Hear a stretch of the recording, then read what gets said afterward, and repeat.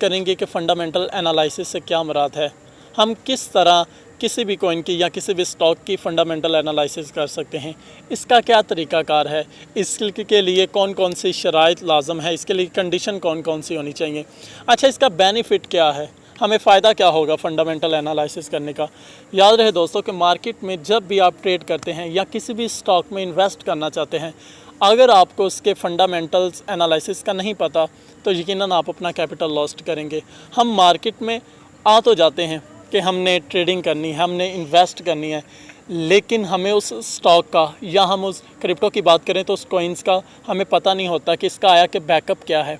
जितनी देर तक हमें उसका बैकअप पता चलता है, यानी कि इस तरह कह लो कि जितनी देर तक हम उसकी फ़ंडामेंटल एनालिसिस से आगाह होते हैं, उस वक्त तक हम अपना कैपिटल, हम अपना पोर्टफोलियो लॉस्ट कर बैठे हो। तो आज हम इसके ऊपर बात करेंगे कि आया कि फ़ंडामेंटल एनालिसिस क्यों ज़रूरी है अगर आप ट्रेडिंग करना चाहते हैं या इन्वेस्ट करना चाहते हैं।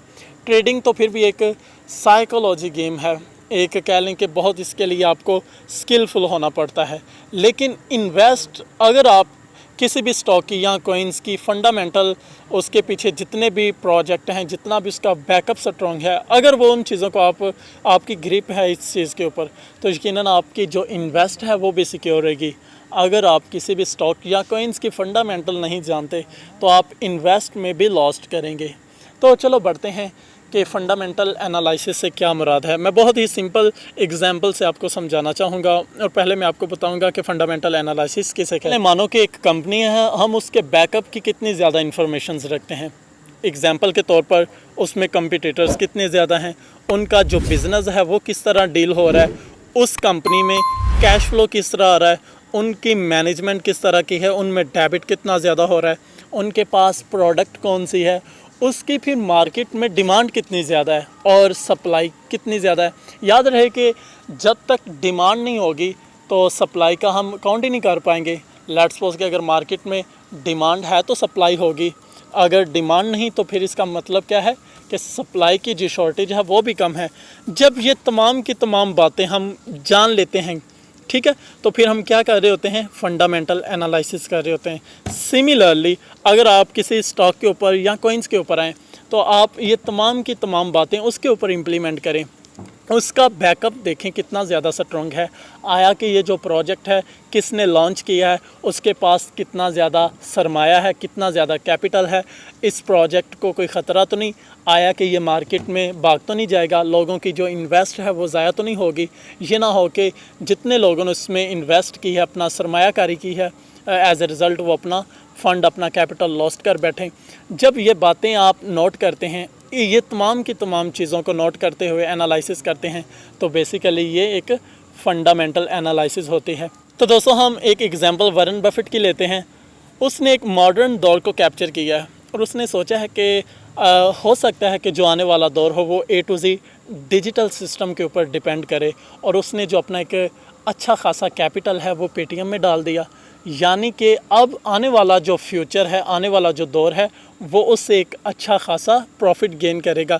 ये जितनी भी सॉलिड मनी हमारे पास, जितनी भी हमारे पास कैश है, हो सकता है कि ये आने वाले दौर में फ्लॉप हो जाए और A to Z जितनी भी ट्रांजैक्शन होंगी वो ऑनलाइन ही होंगी और इस तरह कह लें कि डिजिटल सिस्टम को ही कैप्चर करेंगी।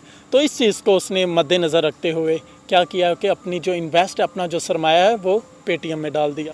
चलें हम एक और एग्जांपल ले लेते हैं। मानो कि जब मोबाइल फ़ोन्स नहीं थे, वाईफाई नहीं थे, तो उस वक्त किसी शख्स का माइंड काम करता है, ज़हन काम करता है, वो सोचता है कि हो सकता है कि जो मोबाइल फ़ोन्स है या वाईफाई ये आने वाले दौर में हमारी ज़रूरियात बन जाए, हमारी ज़रूरत का हिस्सा बन जाए, तो क्यों ना मैं इसमें इन्वेस्ट कर लूँ।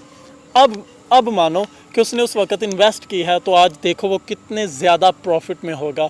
उसने किस चीज़ को मद्देनज़र रखते हुए फॉलो किया, तो ज़रूरियात को भी आपने पेशे नज़र रखना है। ये नहीं कि अगर किसी कंपनी का आप फ़ंडामेंटल एनालिसिस कर लेते हो लेकिन उसके पास इतनी अच्छी प्रोडक्ट नहीं है, यानी कि हो सकता है कि फ्यूचर में वो फ्लॉप हो जाए, उसकी जो कदर कीमत है वो कम हो जाए, तो फिर भी आपने उस चीज़ से अवॉइड करना है।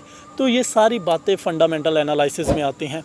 फिर दो तरह की फ़ंडामेंटल एनालिसिस होती है, एक क्वालिटेटिव फ़ंडामेंटल एनालिसिस और दूसरी क्वांटिटेटिव फंडामेंटल एनालिसिस। अब क्वालिटेटिव फंडामेंटल एनालिसिस कौन सी होती है और क्वांटिटेटिव फंडामेंटल एनालिसिस कौन सी होती है?